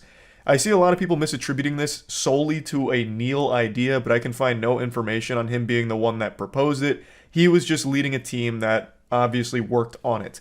So maybe there is a chance Neil was outspoken against it but overruled by his peers. I'm hoping that's the case. Like I said, there's a very easy layup here with Neil as CEO to immediately earn the trust of the entire community, and that's to announce that dislikes are coming back. Dislikes will be public again. If he did that tomorrow, he's like, listen guys, I'm a champion of the people here. I'm bringing back dislikes. This was awful. I don't know what we were thinking. We were drinking stupid juice at the office when we came up with this idea. It's coming back. If he did that, everyone would immediately rally behind him and be like, oh my god, YouTube could possibly improve. He's going to listen to community feedback. This is great. But I'm not sold on that being in the realm of possibility ever. I'd like it to be, but after reading all of this about Neil, I'm starting to think he may have been a pretty important figure behind the scenes for some of the worst features that YouTube was toying around with. But again, this is speculation. He could come in and do an amazing job, and that's what I'm hoping for, but it is not a great start considering what he's publicly tried to bring to the platform in the way of fucking NFTs. Like that, the fact that he proudly posted about NFTs coming to YouTube and him wanting to be the one to spearhead the operation, that's just such a bad look off rip. Like that, you couldn't have started your reign as CEO in a worse way. It would have been better if his fucking nudes leaked. Like that's so much worse as being the guy trying to bring NFTs to the platform. Oh my god. But again, it remains to be seen. He could come in here and knock it out of the park. Really fix up YouTube, really bring it to a better spot. Hopefully that'll be the case. I'm going to try not to focus too much on his past and instead look more at his future here as YouTube CEO. So yeah, anyway, just wanted to talk about this just a little bit. That's about it. So yeah. Speedrunning an intro here, I just learned about some of the most entertaining drama of 2024. I saw it through Evil Pineley's video covering the situation 2 weeks ago, and it is still going currently today. It's about the CEO of a parchment paper business losing his mind and having this whiny temper tantrum meltdown, all because he watched a TikTok video of a girl being cooked a meal by her father. When I told my dad I was going to be getting him the same pans that Gordon Ramsay has, he was so excited. I'm talking about the hex-clad pans, and today... It's a super innocent video of this girl's dad making a meal, and the CEO of parchmentpaper.com was angrier about this than he would be if he walked in on his wife having sex with another man. Though it is quite the stretch of imagination to envision this guy, this lunatic, with any kind of companionship in his life. So after watching this, he was infuriated, went on the actual company's business account, and left a mean comment, which started a series of events he couldn't have possibly foreseen. I posted a video yesterday of my dad cooking for me with these hex-clad pans that we had gotten. There was a comment on there where the person goes, "Must be tough living a life on easy mode." I also didn't think the comment was rude at first, so I responded with, "Lucky to have parents who make it possible." And they responded, "Yeah, we get it. You have no skills and family money." That's already such a weird comment right there. Must be nice living life on easy mode when it's just a girl getting cooked a meal by a caring father. Like, how bitter and miserable can your life possibly be to just see something like that and be like, I gotta give her a piece of my mind? That's a line that's usually used in reference to camming or OnlyFans or something. Must be nice living life on recruit difficulty because men are giving you a ton of money just to be hot or be naked or something. And this guy's taking that same energy and putting it into this situation where it's just a girl being cooked a meal by her father. Make it make sense. So he's so upset that he's doing this from the actual business account for parchmentpaper.com. So the Parchment Paper Patriot is really having a conniption. And then the poster responds saying, you know, it's supportive family, got lucky. She said she didn't even find it rude at first, which I don't know how you would see that as anything other than rude. But regardless, her response was super sweet, and he gets even more heated about that, fucking steam coming out of his ears, and goes, "Yeah, we get it. You have no skills and family money." What kind of projection is this? Holy insecurity. What do you mean you have no skills? All she did was show a video of her dad cooking her a good meal. It's ridiculous to assume that she has no skills. It's based on nothing. She could have bow hunting skills, nunchuck skills. She could be one of the most skillful human beings on the fucking planet. We have no idea. And then he's going, it's just your family's money. You're suckling off their bosom because your parents have money. What is happening here? Do you have no skills because you probably order Uber Eats all the time? Is your skill just ruining businesses? Like, I mean, that's a pretty cool skill, I guess. But anyway, this is only the beginning of his rampage, and he just fully self-destructs over the course of the next few hours. It's like Chaozu from Dragon Ball Z, when Chaozu latches onto Nappa and blows himself up, but the sacrifice was in vain because Nappa barely felt anything, really. That's what happens here. Parchment Paper Patriot blows up, and the girl, totally fine, and makes an absolute clown out of this guy, dunks on him. She obliterates this man. And at that point, I'm just like, okay, what the hell? Like, maybe this account is hacked, because from a business account, that seems kind of weird. So I send them an email and I'm like, hey, like, I think somebody's on your business account, like, leaving cyberbullying comments. Didn't say anything else. That was it. And then I get an email from the CEO of... I think anybody in their right mind would assume that that business account is hacked, because what little toddler would be shitting their pants, soiling their diaper over something as simple as watching a TikTok video of a girl being cooked a meal by her father? So I think that's very sound logic. Oh, this account must be hacked. I'll let the business know. So she reaches out, and the CEO himself, Brandon Howard, steps forward, saying, I don't consider stating factual information is cyberbullying, but if you're offended over a comment about having no skill set while getting to frolic through life with family money as bullying, I'd call the cyberbully police. Delete the comment and move along. Cheers. Brandon, I think the department we need on this case is the cringe police, because Jiminy Christmas, holy cannoli. Oh, he tried a facts don't care about your feelings moment there. What facts are we talking about? Her having no skill set? You have no idea who she is. You know nothing about her. All you watched was her get cooked a meal. I'm sure your parents cooked you meals at some point, right? Maybe they don't anymore because you're probably insufferable to be around, so they probably cut you off. I imagine that's the case, which is why you're so upset over this moment. I don't see at all how this would be indicative of her just frolicking through life, coasting off of her family's money. That's a unreal leap in logic based on nothing at all. And honestly, she was like a good Samaritan here, like looking out for your business, thinking that you might have been hacked because of how awful this behavior is and how terrible of a look it is for your business. And then you double down and make things significantly worse by being this big loser. Also, I love the chutzpah here from Big Baby Brandon to claim that she was offended over his comment, when this sensitive worm was offended first over her being made a meal. This guy needs to call the wambulance because he can't stop crying about this video of a father making a meal for his daughter. Considering my parents literally grew up in mud huts, worked their ass off to get out of India, get us here, and get me to the position that I am and able to have a full-time job and a side career. Then he goes back to the page and goes, cyberbullying is even more funny, and the fact that you emailed us to tell us is actually hilarious. Enjoy frolicking through life and leave the rest up to us adults who create actual economic value without a trust. Yeah, leave the heavy lifting up to the real adults, like Brandon Howard, CEO of ParchmentPaper.com. It's comical that the parchment paper guy is trying to act hard here. Like, I don't know what he expected to happen. He just looks so stupid, claiming that she's like a trust fund kid based on nothing. Literally nothing. All just gobbledygook here. All you saw was a video of her getting made a meal by her father.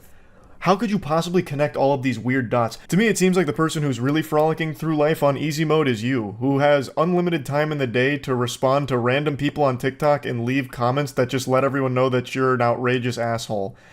Like, you must not be doing that well business-wise, if that's what it's boiled down to here. They did send me a legal notice. It came from info@parchmentpapers.com, and it says that they are really worried about the safety of their team, and if I don't remove the defamatory posts on TikTok, they will be taking legal action, which I don't believe it's defamatory because it's not defamatory at all. All she did was share his comments, which are public, in that email, his statements, all from his mouth.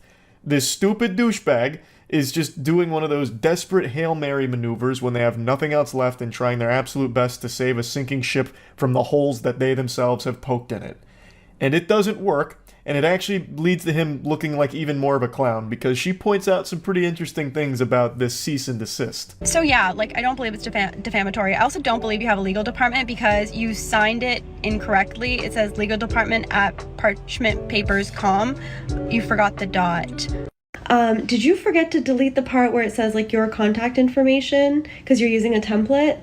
And also, what's with the cease and desist? I thought it was CEASE. Who's doing your spell check? Good heavens, Brandon Howard did some ayahuasca and tried to send a cease and desist and lost himself somewhere in the sauce. So apparently it was signed incorrectly from legal department at parchmentpapers.com. And then here's some more information on it, I suppose, where he left in your contact information in brackets. So as she points out, that means he's most likely using a template here. That is actually that shit on a teleprompter where it's like, wait for applause. And you say it out loud and you're like, ugh, I made a big boo-boo because I wasn't supposed to read that. He fucking left that in. This absolute buffoon. And the goober doesn't even know what a cease and desist is. He did seize and desist. Holy shit. I think he's the only one that works at this company. Nobody else saw this before the email got sent out. His supposed legal department okayed this.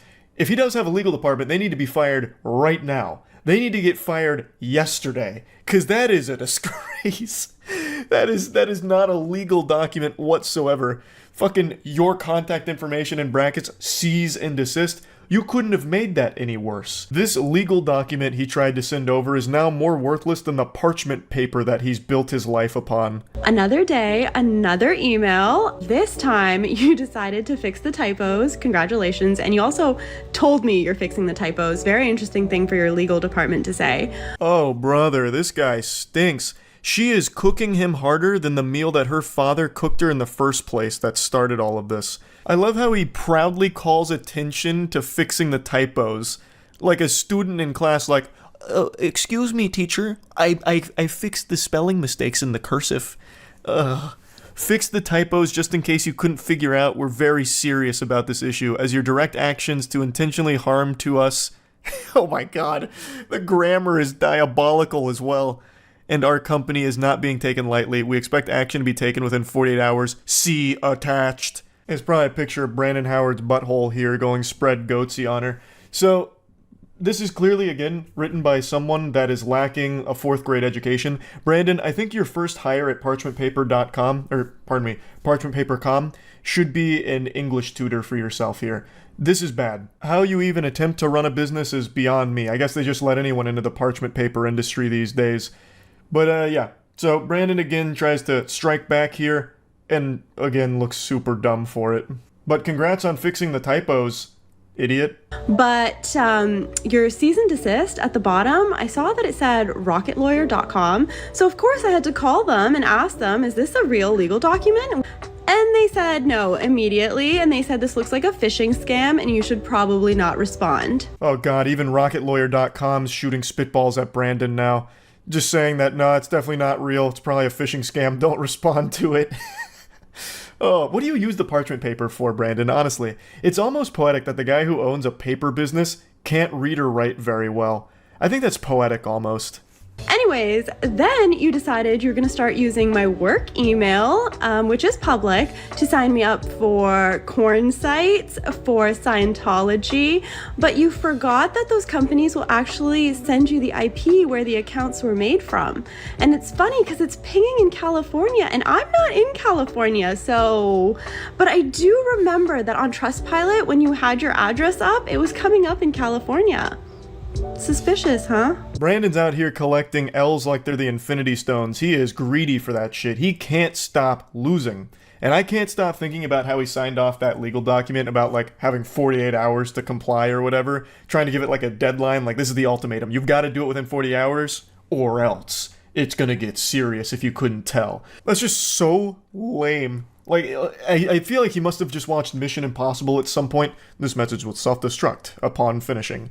That kind of thing, and he tried to channel that into this document here to give like a sense of urgency, but it falls so flat. But you want attention so freaking bad because you will not stop talking about this. You are basically the only one who is still talking about this at this point. Since my initial email to you where I thought your company was hacked, I have not tried to contact you. At first, you were laughing and sipping Mai Tais on the beach, and then you were having crybaby sales because this was drawing you so much attention. So this video is only 3 days old, which is weeks after Brandon's biblical meltdown, and he's still going on about it. So this is a screenshot from his crybaby special, which, oh my god, the irony almost makes me sick. This fucking guy lacks self-awareness to an almost delusional degree. He is the only one that has been crying. He started with the waterworks and the French cries because he watched the girl get cooked a meal by her father. He is the crybaby. And yet he's still trying to push it on everyone else like they're the problem. Our thousands of real customers will appreciate this. On sale, custom dimensions on demand. Boy, howdy, Brandon. Custom dimension parchment paper? I'm out the door. I gotta get on that right now. All these real customers are probably just so excited by this. Nothing makes me believe in a company quite like them referring to their customers as the real customers. I'm sure there's probably dozens of them. Dozens. Your fake legal letters were not working. You thought it would be a smart idea to reach out to my boss at the agency that I work for and ask him to remediate the situation for you. You thought you could tell my boss to tell me to delete my videos. Just because you involved your business by commenting from your business profile does not mean that you get to include my place of work. Pathetic, slimy tactics from an absolute greaseball here. So he apparently contacts her boss to try and whine to him to fix it, which obviously didn't do anything. Brandon, this is so sad. This is so embarrassing. When all of this failed, you thought it would be a great idea to send me one more email stating that you will deal with it as you see fit, whatever the hell that means. And then you decided to add this banner to your website. I'm sure you think that this is when it gets so spicy. We do not support woke, feminist, cancel culture, hate mob groups who do nothing positive in our community. On his official parchmentpaper.com website, this guy has lost his marbles. He's off his gourd right now. He's going sicko mode. Brother, what are you even talking about? All she did was showcase your comments and made fun of you. What is the woke feminist cancel culture movement here? You made yourself look stupid and people clowned on you for it, rightfully so. You are the problem. And also, didn't you just try one of those cancel culture maneuvers by contacting her boss and her place of work to get her in trouble because of you and your beef with her? How can you lack self-awareness to this degree? It's almost criminal, I would say. It gives me the heebie-jeebies. So he's got this now proudly posted on his website at that point, and I also love how he says that she does nothing positive for the community. When you came out of nowhere, the negative Nancy, just saying that she lives life on easy mode and has no skills and relies on her family's money, all just because she had a video of her father cooking for her. What are you talking about? What positive shit do you bring to the world, Brandon? Now, I will say, that section right there is just so outlandish with the woke feminist cancel culture mob being on the paper's website. It's so over the top that I half believe that might actually be faked by somebody, and I also struggle to believe that Brandon would be competent enough to even put that on his website in the first place. I just don't think he has the capability to do that. And I really don't think he has a team around him. I think it's just him. So I think that one might not be real. But to argue against that point, his statements on the official Black Label Paper Instagrams echo that same sentiment about like the woke cancel culture mob and all of that shit. So there is a chance that it's real. There is a very good chance that it's real, but I do want to put it out there that I haven't been able to 100% confirm beyond a shadow of a doubt that it is, because as of right now, it's not on the website.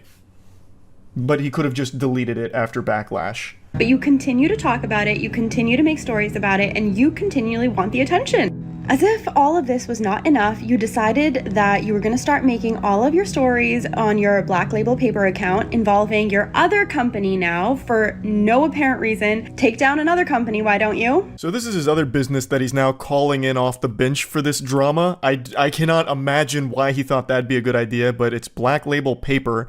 So all of his businesses are parchment and paper related, and I would wager a guess that the quality of his product is most likely atrocious, probably not even like worthy to be toilet paper if I had to guess. So he goes, all you fucking losers need to stop messaging us about a fake TikTok account made by then her and her dumb-ass minions because her fragile little ego couldn't handle a couple smart-ass comments on IG about skill set and money. I've never had the commie bullshit app TikTok in my entire life. A bold-faced lie. Also, why would you be posting this on your business account again? Like, your real customers that didn't know about any of this are now being made aware of it, and you look so weak and pathetic in all of it. And tell that little... Oh my god. Oh, what? Oh, I can't even read these. Holy shit. Fucking losers, I swear it's been 2 weeks almost and still have to deal with this childish bullshit. You are the only one keeping it up, by the way. You are the only one that still is doing this and engaging with it. No one else is talking about it. This drama it's dried up. It's gone stale. But he keeps putting it on people's radar. He keeps serving this up on a plate to us. He's cooking it for us. And we're eating it. He's doing it. He's the chef. She is too immature to settle this privately, and I'm not going to let some woke hate mob ruin my reputation because they live in some mystical fairyland of make-believe and think because they have 20k followers they're doing something in life. Clown emojis. I also can't help but laugh at how much he keeps trying to throw out woke, cancel culture, all of that kind of shit. Just a bunch of buzzwords that don't even apply here, because all that happened was she showed these comments from a laughably embarrassing CEO that he publicly made and then shared his email where he doubled down on it. That's it. It's all his fault. There's nothing else beyond that. And he just can't accept it. He can't come to terms with reality because he lives in the mystical fairyland. Like, he's in the fucking Narnia. Nobody else. It's just him. Here's another one of his posts, this time on a really cute background. He talks about Business Insider and some articles reaching out for a comment. Some fragile ego wannabe influencer IG about their lack of skill set and frolicking through life, where she got so offended and cited the woke hate mob smear campaign against me to get me canceled. Fake accounts were made by her delusional woke followers. He just keeps sprinkling that in there as much as possible, just trying desperately. I cleared up the reality of the situation with all three media outlets. It didn't fit their narrative either, which was to further extend the adult children drama. God. So after 9 years in business, 3 business publications don't care about the good I've done and the help I give to people on a daily fucking basis. Yeah, I'm sure your parchment is invaluable. I'm sure you're doing a great service. You really seem like a stand-up gentleman. Their entire goal is just to hate people who try and do good. You really seem like you're striving to do good, Brandon. You really fucking do, brother. Yeah. What a saint. Oh, they demand respect yet do absolutely nothing to earn it and hate every person who doesn't bend over for their spineless agenda. If you're going to try and shit on me, my brand, business, and companies, you losers need a job, hobby, life outside of TikTok. Fucking losers in their 20s with an 11-year-old intelligence, but yeah, I'm the asshole. Yeah, you are the asshole, Brandon. Also, you're the one with the 11-year-old intelligence. You can't even read and write properly. You tried to make a legal department, like to cosplay as a legal department, and couldn't even get the emails correctly. Typos out the wazoo, and even in the ones where you fix the typos and even proudly proclaim that you fix the typos, you still make a typo. You suck. Like, you are the one with the child brain. Sure what your end game here is, and I'm not even sure that you know what your end game here is, but in your own words, I don't have time to bicker back and forth about some nonsense comments, nor is it my problem that you're offended over them. Yeah, that about sums that up. I think she did a great job of just closing the book on it with that final statement there. Fucking fire. I think this whole drama has been so wacky. Like, entertainingly silly. All over nothing. It started over nothing. Just a really insecure, sensitive guy who lost his mind.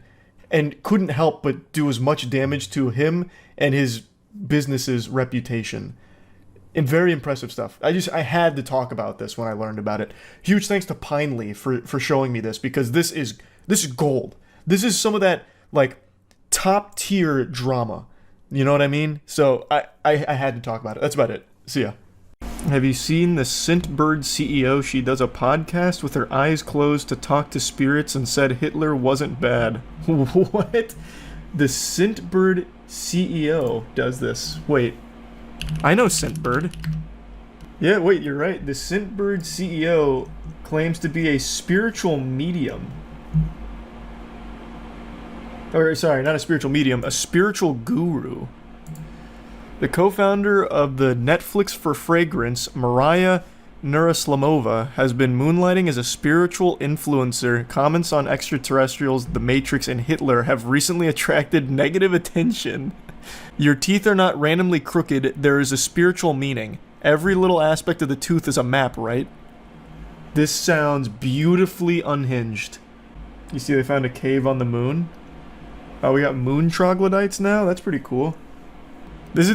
I can't find the clips anywhere else right now, so right now, completely reliant on the YouTubers here to bless me with this info. I want to see these readings.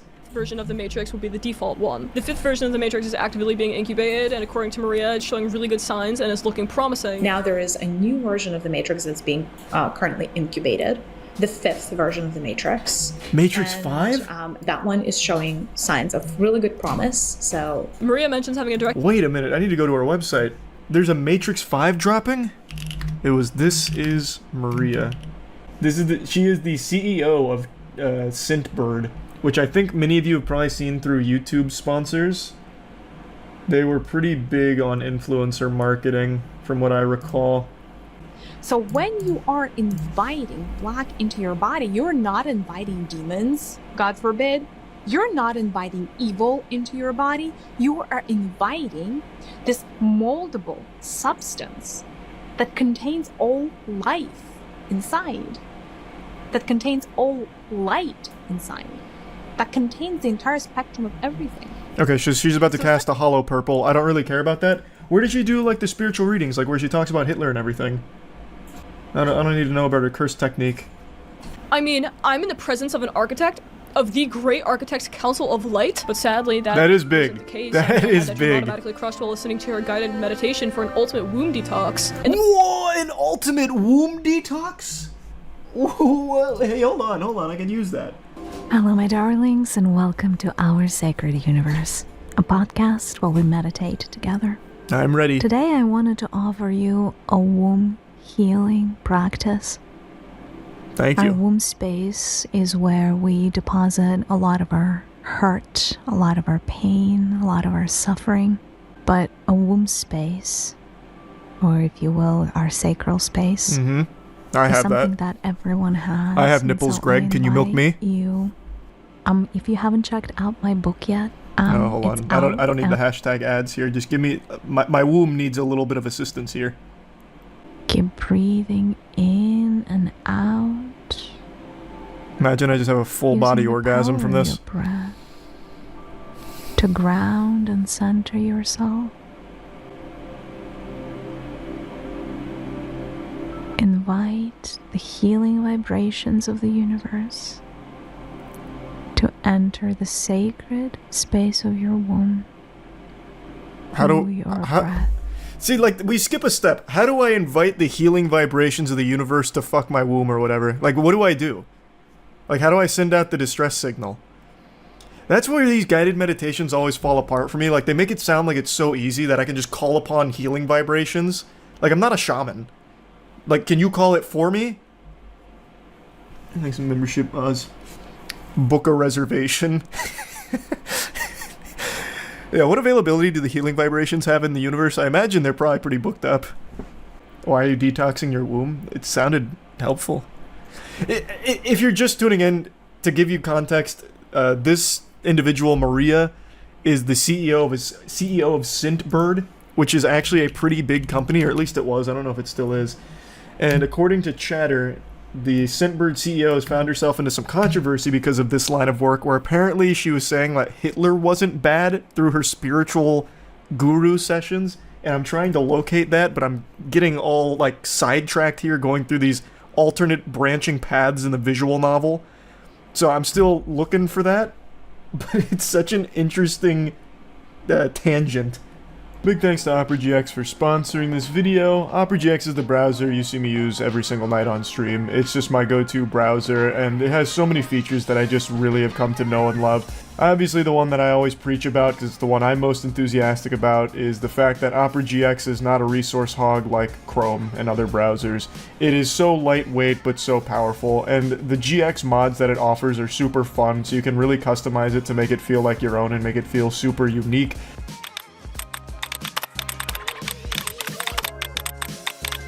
There's just so many things you can change and tinker around with. There's so many different ways of integrating extensions that you're already used to in other browsers to seamlessly transition them into Opera. They have the GX store. They just have so many features. The hot tabs killer, forcing things to go from flashbang into forced dark mode, so you don't have to go to a new website and then just get blinded by a bright light. It's just the best browser, in my opinion. So, big thanks to OperaGX for sponsoring this. You can download Opera right now for free by clicking the link in the description. The dark truth about coffee: it is a toxin that darkens your aura. What? Coffee is bad for your aura? It also darkens our aura as it does. As it does so, as it works with our body. So it's almost like when coffee gets into your aura, it creates these little anchors or these little dots of itself. It's almost like it gives an energetic imprint into your body. What? And though that energetic imprint is kind of what causes an addiction, because it's gonna... The energetic imprint is what causes an addiction, and it darkens our aura through that. How the fuck does it touch my aura? When you evolve. Okay. Over time, what ends up happening to your soul is you accumulate more and more light in your body. So you grow and expand, and you grow and expand by accumulating more light and kind of releasing darkness, if that makes sense. Over here, it makes so much sense, a lot of actually. things in your life are dependent on how much light you can hold within your body, especially if you're on spiritual path. For people that are able to hold on a lot of light in their auric fields, their spiritual gifts open up. Their abundance channels open up. Their abundance talents open channels? up. Essentially, like their higher selves come through, and then the body is considered clean, so your higher self is willing to inhabit more of your physical body. What is happening? And therefore, you will always have connected. You become a channel. That's a lot to process. She's blowing the lid wide open on what it means to be alive. Your higher self gave you this name for a reason. I mean, it's my dad's name. Is that the reason my higher self gave it to me? These are so interesting. I'm never going to find the video where she's apparently talking about Hitler. I'm just going to keep going down these wacky fucking titles. Why did my higher self name me Charles? Hello, my darlings. I feel like it's because it's welcome my back to dad's name. This is Maria. The topic for today is Maria.com. All right, the mystery of the name. This is kind of a fun topic. It's not a mystery. That is It's what just we're not a diving mystery into. for like most people. I don't think it would be vowels and the consonants in the name, through the letters in the name, connects you to certain aspects of universal flow, universal energy, if you will. Huh? And because you're so attached in a good way to your name, you have a claim over those energies. Okay, I claim all of the energies of C-H-A-R-L-E and S. No one else can have them. That's my domain now, and I'm kicking everyone else out. Eliminate pain and heal a specific organ or part of your body. Teaching you how to use the Force. Are you a star seed? Yes. One thing that did come up, though, is called the Karma of Atlantis. It's time to release it. Here's how you can do it right now. Like, raise Atlantis myself? I can do that? Favorite YouTubers have promoted a brand that normally wouldn't show up on my scam/problematic radar scanner. Scentbird. Scentbird. Yeah, I told you it was a big thing. Told you that. That at least outwardly, because the CEO of Scentbird, Maria Nurislamova, stinks. Our bodies choose to miscarry children. Oh. It's not an accident that happens. It's a choice. If people were to align with their life purpose, we would see a lot less cancer on planet Earth. You could heal yourself from any disease. I don't care if it's cancer. I don't care if it's AIDS. It could be whatever. But you could heal yourself in the span of under 7 days. We're going to talk about the spiritual reasons for being overweight. Like, look at Hitler. He's one of the poster children for, like, being an evil person. Do you know how many millions of souls benefited from learning from the experience that he has created? So is he evil? Not really. I don't think so. Wow, Maria. Those spiritual sessions are sending you down the loony path. A lot of hidden agendas by the powers that be. And those hidden agendas remain hidden because there is not enough heart space energy in humanity to be able to bring them to light. The heart energy is always the energy of light. The heart energy is always the energy that essentially you emanate your energy from the heart. The heart is one of those energies that if your heart is activated internally, you can heal your whole body in a matter. I will say, if your heart isn't activated, you're probably not watching this video in the first place. You are dead. Most likely. Bearing some, like, very fringe cases. That is the power of the heart. It changes your internal ecosystem and it changes your external ecosystem. It just does. It is meant to. It is. Well, who knew? Who knew? It's like breathing techniques from Demon Slayer, but for your heart. It can do anything. It's just like a bunch of gobbledygook. It's like, there's nothing that binds these statements together. It's just like a random assortment of words that have no real meaning. This is the problem when I'm looking through pages like this. I get so distracted by so many cool titles. She has one here called Babies Control How Long Their Birth Is. Like, this is unhinged.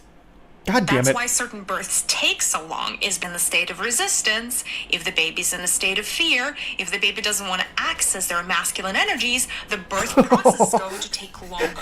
That's why someone... Wait, what? The baby doesn't want to tap into its masculine energies, so it doesn't want to be birthed? What the fuck? The baby comes out like scoops of, like, creatine. What in the world? Shit's not even born in amniotic fluid, it's just like a bunch of, like, trin. What is this? What is she talking about? This isn't even spiritual. I have a hard time answering the question about evil because there is such a big gap between how humanity perceives good versus evil and how, even beings in the seventh dimension perceive. The seventh dimension? Who's in the seventh dimension? Higher self perceives. Glorbus? Like, who are you communicating with in the seventh fucking dimension? Stepping back. Let's say your higher self wants to understand murder. Should be easy It's just to understand. A fascinating subject for your higher self. Okay. If it wants to understand murder, Jesus Christ. The angle. So your higher self may choose to come as a victim, as the mother of the victim, as the father of the victim. Why? As the teacher of the victim. Why would it want to? So, based on what I've gathered, very limited exposure to her spiritual guru benevolence, it seems like she believes you are the product of your higher self wanting to be experimental. So when something bad happens, it's because your higher self is trying to learn about it. So here, she's using murder as an example. So if you are someone who gets murdered, or associated with the victim of a murder. It's because your higher self wanted to be in that position. It was all predestined because your higher self wanted to be present for it, to learn about it. Which is the dumbest idea ever. That's actually the stupidest fucking idea. And by the way, like, look at Hitler. He's one of the poster child children for, like, being an evil person. Do you know how many millions of souls benefited from learning from the experience that he has created? So the here, world serpent has awakened. You know, like tier 1 look hell at and Goldie. a character like him and be like, oh, he's completely evil. And upstairs, his experience was one of the greater, sources of knowledge of 3D planet Earth warfare. 3D planet Earth warfare. And that is benefiting What? so many different souls on their. This is a very interesting take, Maria. So, there's a lot to unpack there, Maria. There's a lot to process. The healing vibrations of the universe have not been kind to her frontal lobe. Wow, that's interesting. That's very interesting. Evolutionary path. So is he evil? Not really. I don't think so. So interesting. So just it means that some higher selves choose to take this path, and it seems like it's maybe a bit less desirable than other ones because we don't have that many murderers and mass murderers especially, right? But they still choose to do so for their own development. Like, well, do you want me to give you an even better example? Yeah. That was an incredible Do you example, think playing Maria. World of Warcraft is evil because you're killing things? Like in a computer game, Yeah. people don't think it's evil. Yes. I know. Same logic. It's a computer game from higher self level. Like, fine. Like, I don't know. Any of those. Same logic. Yeah, killing goblins in World of Warcraft is the same as Hitler for the Holocaust. You hypocrites. What an interesting character she is. Her higher self has very much done her a great justice. Her enlightenment is astounding.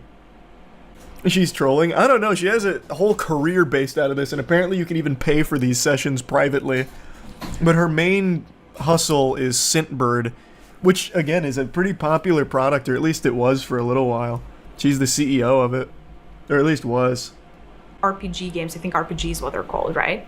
Like, where you, like, go and, like, murder, all kinds of beings. They're not beings. Sunday, They're with pixels. all kinds of weapons, and you're like, I need this strength, and I need this skill, and let me have this gun, and I want a bigger gun, and even more bullets, and blah, blah, blah. I mean, you go in, you may have murdered 1,000 beings. They're not beings. They're not real. And then you go on your merry way, and nobody's pointing a finger at you at work and being like, this is a mass murderer. But how is that any different? So that's what I'm That's saying. so Like, good. What we perceive as Oh evil my god. is not the same experience. Now, you as an avatar, right? You as a person who chooses to play a game, you choose what game you want to play, right? Like, you may go and play Candy Crush. You may go. She's so fascinating. Like, like she's dangerously stupid. Like, actually stupid to a level where it could be harmful to people around her. Like, there's nothing wrong with being, like, harmlessly dumb, but when you start to cross the threshold, the event horizon that she is, she's to the point where, like, she is actually probably a threat to the safety of those around her. Yeah, like, even her co-host is laughing at that. Alright, we don't have to continue down this rabbit hole. I'll stop. This kind of shit, though, is always just so interesting to me. The co-host is her husband, who is also co-founder and CPO of Scentbird. That must be a great relationship. Honey, I'm gonna have a cup of coffee. And Maria comes out, no! Slaps the coffee mug out of his hands. It's gonna darken your aura! Remember what happened when you killed that level 6 thug in World of Warcraft? You're just like Hitler! I've talked about tons of evil companies and industries over the years, but the one I want to talk about today makes Umbrella Corp from Resident Evil look like Weenie Hut Jr. Health insurance.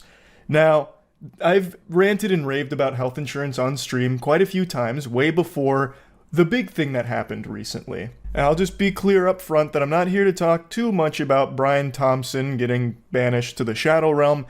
I'm here to talk mainly about health insurance itself and how corrupt and malicious it is, as well as the United Health Group CEO Andrew Whitty's video that he made about the response to this whole thing. So to be clear, Brian Thompson was the CEO of United's insurance division. Andrew Whitty is the CEO of United Health Group. I'm sure everybody has been disturbed by the amount of negative and in many cases vitriolic media and commentary that has been produced over the last few days, particularly in the social media environment. Yeah, mean words are so much more disturbing than an entire business model that revolves around making oodles of cash off the corpses of your clients as you knowingly deny coverage for life-saving medical treatment for those individuals that have been paying you for so long for the single purpose of you stepping in to help in an emergency situation. Then when that unfortunate time arises, it's just crickets and radio silence and then like a giant stamp of denied from United. Here's a nice little graph that helps showcase how efficient these health insurance providers have become at denying your claims. And United Healthcare, they got it down to a science. They are way out in front. They got the gold medal with 33% denied claims. To put that into Fortnite terms, United is grittying to a fucking winner chicken dinner dubski as you and your loved ones are dying. It's no surprise why people hate health insurance. It's not a political issue like a lot of people are trying to make it. You can see some of the usual suspects on YouTube saying things like, oh, the lefties are celebrating the death of this healthcare CEO, an innocent man just looking to put food on the table for his families.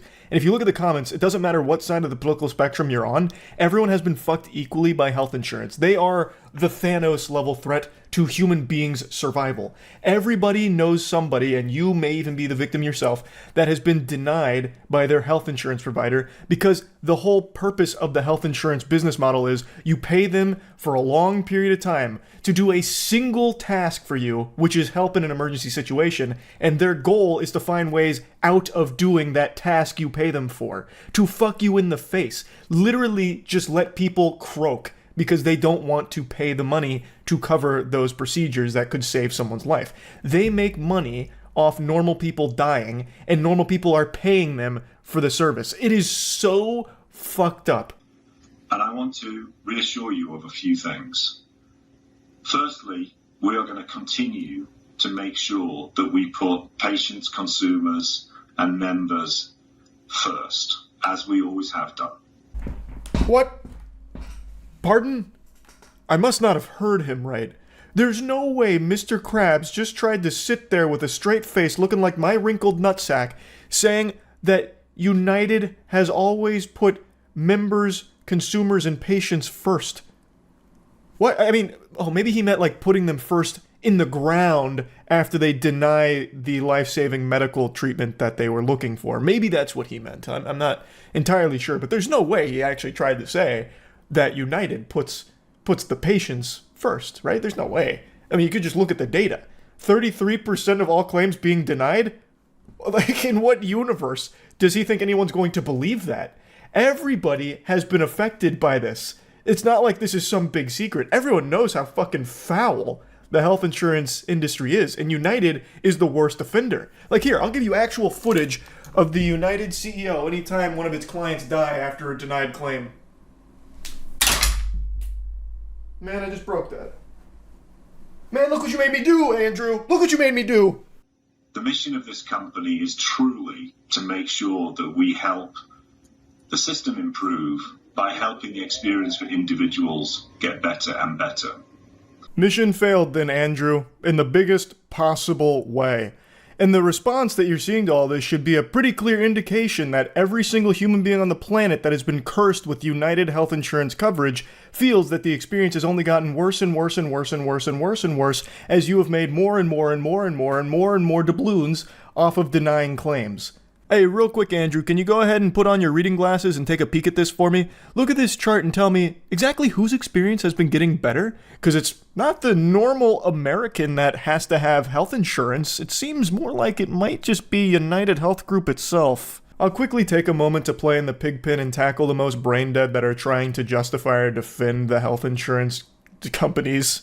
Like, I couldn't imagine anything more pathetic than doing free PR for health insurance of all things, but there are those absolute worms out there doing that in the trenches right now.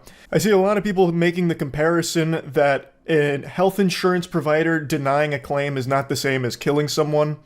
It's fundamentally doing that. If someone's coming to their health insurance that they've been paying for how many years, and they are looking for coverage for a very expensive medical procedure, and they say no, and that person dies because they no longer could afford that medical procedure that would have saved their life, then that is the insurance provider fundamentally killing that person. And the comparison that some of the pseudo-intellectual enlightened super dweebs on Twitter are comparing it to is saying like, oh, well, if someone needs a kidney and you're not on the kidney donor list, so you don't give them a kidney, did you murder that person? Shouldn't even really need to explain why that's absolute dog shit, but I'll go ahead and do it anyway. Was that person paying you for years and years with the sole purpose of you donating that kidney to them should they need it? Probably not. They weren't a client or anything like that. Like, not being a kidney donor is completely different than being a health insurance provider who is paid for a sole task, and then they do everything they can to not do that task. And then when someone dies as a result of their refusal to do that task they have been paid for, that is the health insurance provider having a big hand in that person's demise. Another pretty obvious difference here is that giving a kidney is an extremely big deal. Like, that is a risky thing to the person who does it, whereas in health insurance, the only risk in paying for someone's medical procedure is that your shareholders might not get as many millions of dollars, because now you might actually have to start doing what people are paying you for. If there is a chance that United Health paying for a medical procedure means they can't afford to pay for someone else's, then they shouldn't be in business in the fucking first place. It means they're trash at what they're supposed to be doing. They're being paid by everyone to do this task of covering their medical procedures when they need it. And if they can't afford to do that, they should not be around. There was nobody who did more to try and advance that mission than Brian Thompson. And there are very few people in the history of the US healthcare industry who had a bigger positive effect on American healthcare than Brian. Hey, come back to reality. Andrew, we're losing you. You're fading into Narnia right now. What are you talking about, man? Making tens of millions of dollars at a company that leads the nation in denied health insurance claims is not pushing the industry in any positive direction for normal Americans, man. And we are going to make sure that we not only acknowledge and honor that legacy of Brian, but we will continue it. That's right, everyone. We are going to be pushing for 50% denied claims next year in honor of this mission. It's a lofty goal, but I think we can deny even more claims come 2025. So mark your calendars. 2025 is United's year. We're making history. Half of all claims will be denied. Mark my words. Like, this isn't something you get excited about, man. The mission has just been growing your profits while denying more claims. So you proudly announcing that you're going to be continuing that mission is about as painful as you coming out and saying that you're going to continue waterboarding me. Like, why would I be pumping my fist about that? The only one that gets excited there is your shareholders. Our role is a critical role, and we make sure that care is safe, appropriate, and is delivered when people need it. And we guard against the pressures that exist for unsafe care or for unnecessary care to be delivered in a way which makes the whole system too complex and ultimately unsustainable. What is sustainable, though, is all of that growth United keeps experiencing. That's what really matters. We need to make sure that is sustained. This is garbage, man. This is actual just baloney. He's just blabbering about nothing. It's a yappuccino trying to spin this as like them trying to do something good. It's not. What Andrew and his company deem unnecessary care is completely unreasonable oftentimes, where it is very necessary for the patient to stay alive. Well, we denied this claim because we felt it was unnecessary, because we did a cost-benefit analysis and we concluded that the patient was going to die in 60 years anyway, so what's really the point in spending all this money to keep them alive now when they're just going to kick the bucket in, a couple of decades? So we're going to continue to make that case. We will continue to do the work we do. And I have never been more proud of this company and our colleagues and what this company does on behalf of people in need across the country. You would really think, with what happened here, someone like Andrew, and I don't believe that he's even really human anymore. I believe he has sold his soul many, many years ago and is just this hollow husk that's only filled with money. But you would still think at some point the neurons would fire in his noodle and he'd see this response and be like, that mission, about helping people, kind of failed at that, didn't we? Maybe we should do something different. But he hasn't even had that realization. Or maybe he has and he just doesn't care, which is the more likely explanation. But you would just truly think that the reality would set in like, oh, people fucking hate us. People are awake to how exploitative we are and how we are actively making their lives harder. I encourage you to tune out that critical noise that we're hearing right now. It does not reflect reality. It is simply a sign of an era in which we live. Great advice. All those people talking about how corrupt this industry is, yes, please plug your ears to that so that way you don't actually hear from the victims of our business model. We don't want you to start feeling sympathy for the numbers on our bottom line, all right? We need to make sure that we don't look at them as anything real. They're just imaginary NPCs for our money, and we like that money, don't we? It's just so crazy. It's so crazy. He's saying that it doesn't reflect reality. Brother, that is the reality. These are your clients that are coming out and sharing their experiences. It doesn't get any more real than that. As opposed to your fucking barnacles that you're vomiting out here, that is the fraudulent fakeness. The reality is that people have been fucked by your health insurance company and plenty of others. The industry is rotten to its very core, and people know that, which is why this isn't some big political issue of left and right. Everyone is united in how hard they have been fucked and how many times they have seen people be affected negatively by this industry. And this guy just refuses to let that set in, and he's trying to brainwash his employees to just be numb to it and pay no attention to it. What we must do is focus on what we know to be true. And what we know to be true is that the health system needs a company like United Health Group, and it needs people like Brian within it. We're fortunate that within this company, we have so many people driven and inspired in the same way that Brian was, and we will continue in our journey to help everybody who needs it within the health environment. It's just crazy. I know I don't need to keep ranting about it, but it actually does just blow my mind that he would even say things like that, which are so provably false. It's honestly like almost a threat that they have plenty of other people like Brian in the company that are as inspired as Brian and focusing on what Brian was focusing on, which is clearly the profits in the company and denying more claims so they can make more money.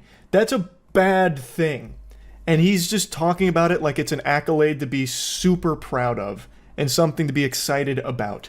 It's just frightening. It's actually just frightening.